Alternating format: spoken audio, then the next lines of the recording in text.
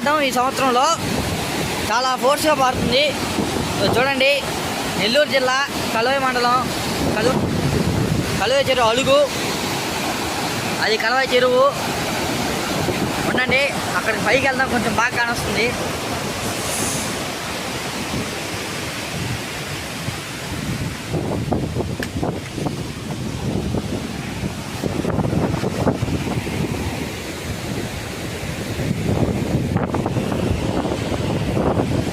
చెరువు కలువై మొత్తం అక్కడి వరకు, కొండల వరకు మొత్తం చెరువే.